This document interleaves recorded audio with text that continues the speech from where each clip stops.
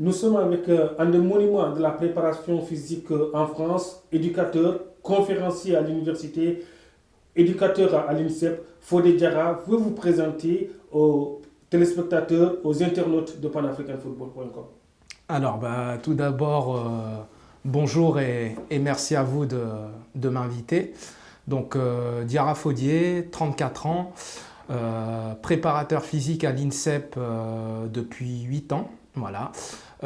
Ça fait 12 ans que je suis dans la préparation physique.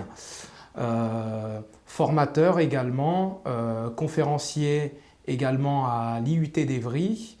Et donc, voilà un petit peu mon parcours, je dirais ma petite expérience. Comment un jeune de la banlieue parisienne, originaire de la Mauritanie, se retrouve à l'INSEP?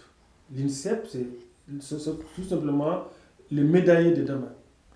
Alors, écoutez, déjà, on va dire qu'il y a, premièrement, il y a mon travail qui a été reconnu, donc reconnu par certaines personnes qui travaillaient sur l'INSEP. Et donc, c'est ça qui m'a permis d'y accéder en tant que préparateur physique en 2012. Il y a également, on sait que la vie, elle est faite de rencontres. Et ces rencontres, des fois, je dirais, se transforment en opportunités. Et donc, ça a été une opportunité pour moi, voilà, d'intégrer l'INSEP, donc, qui est l'élite au niveau des sports olympiques français. Et également, ça a été une opportunité pour moi de bonifier mon expérience, parce que je n'avais pas la même expérience que maintenant quand j'y suis rentré. De continuer à me former, de voir un petit peu les différentes manières, les différentes méthodologies, mais également de côtoyer des personnes qui sont arrivées avant moi dans la préparation physique. Et donc, voilà, c'est un petit peu tout ce cocktail. Depuis 2012 que vous êtes à l'INSEP, est-ce que vous avez formé des champions, des médaillés olympiques aujourd'hui? Alors oui, j'ai travaillé notamment sur l'Olympiade 2012-2016 avec l'équipe de France d'escrime, les fleurettistes, hommes et dames. Et voilà, notamment avec le fleuret homme, on a fait médaille d'argent aux Jeux de Rio. Et également sur des championnats d'Europe, championnats du monde, on a été voilà, pas mal médaillés. Après ça, mais en plus dans ça, vous êtes toujours à l'INSEP, mais vous êtes aujourd'hui l'entraîneur adjoint du Congo. Comment vous êtes arrivé au Congo? Alors, comme je vous disais tout à l'heure, la vie voilà, est faite des fois de rencontres et à certains moments ça se transforme en opportunité. Donc par l'intermédiaire d'un ami que je connais, la sélection du Congo était sur Paris et recherchait un préparateur physique.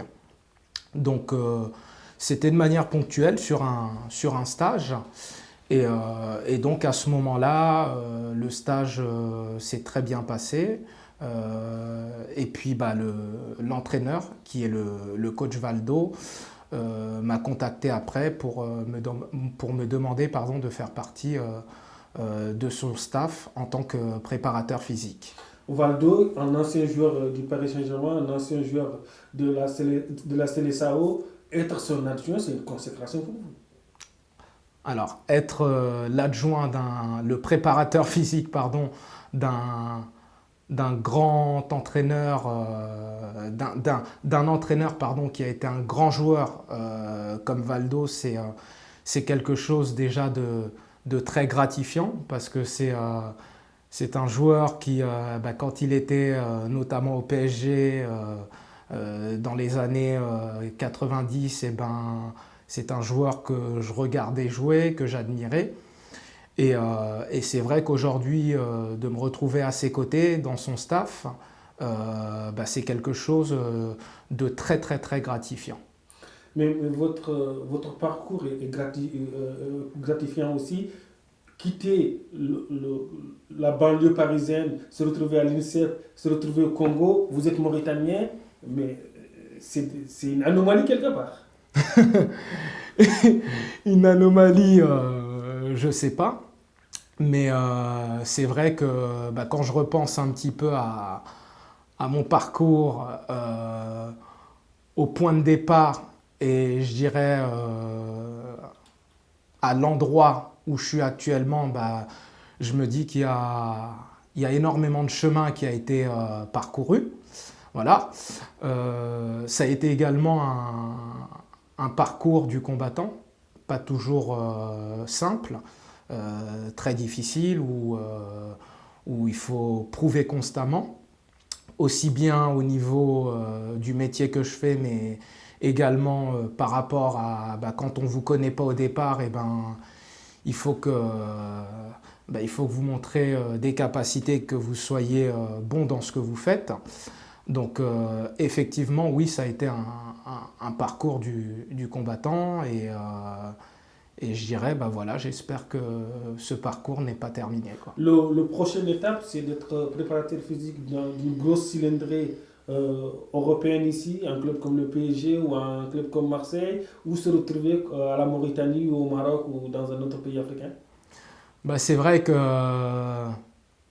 actuellement, on va dire que les choses se passent bien pour moi entre l'INSEP et la sélection du Congo. Donc c'est vrai que moi actuellement, dans ma tête, j'ai deux objectifs qui sont la qualification pour la Coupe d'Afrique des Nations avec le Congo et les qualifications et les médailles pour les Jeux Olympiques de Tokyo. Et c'est vrai que pour le moment, je suis beaucoup plus concentré sur ces deux événements-là que sur le reste. Là, vous entraînez en France des Européens, en Afrique des Africains. Quelle est la différence au niveau de la mentalité, au niveau de l'approche? Alors, la différence au niveau de la mentalité et de l'approche, on va dire que c'est comme tout. Elle dépend de l'éducation. Et moi, quand je vais parler de l'éducation, ça va être de l'éducation physique, mais ça va être au niveau de la connaissance du schéma corporel, de la technique sur ce que je vais proposer, de la compréhension du langage et des consignes que je vais demander, surtout quand ça va être des consignes très précises. Mais au-delà du côté terrain, ça va être également en dehors du terrain, sur l'hygiène de vie, sur la récupération et également sur la connaissance, je dirais, de son schéma corporel individuel. C'est-à-dire que chaque joueur va être différent, chaque joueur va avoir des qualités différentes et l'approche sur les différents éléments que j'ai cités auparavant, elle va être assez différente. Je retrouve des joueurs très disciplinés en Afrique comme très disciplinés en Europe. Et moi, je vais dire que la différence, elle se fait plus au niveau de l'éducation de chacun qu'au niveau, je dirais, des Afrique, Europe et ainsi de suite. Vous êtes originaire de Célibabi en Mauritanie. Est-ce que l'envie vous titille de mettre vos compétences au service de la mère patrie, la Mauritanie? C'est sûr que quand on a des origines, quelles que soient là où elles sont, forcément, je dirais que ça attire. C'est quelque chose qui attire. C'est peut-être une réflexion, je dirais, qu'il faudra avoir, même si pour le moment, c'est pas d'actualité. Et on va dire que par expérience, aussi bien dans la vie que dans le football, on sait que rien n'est figé. Donc c'est compliqué de fermer des portes. même si certaines choses, je dirais, chaque chose en son temps. Voilà. Merci Fodé Diarra.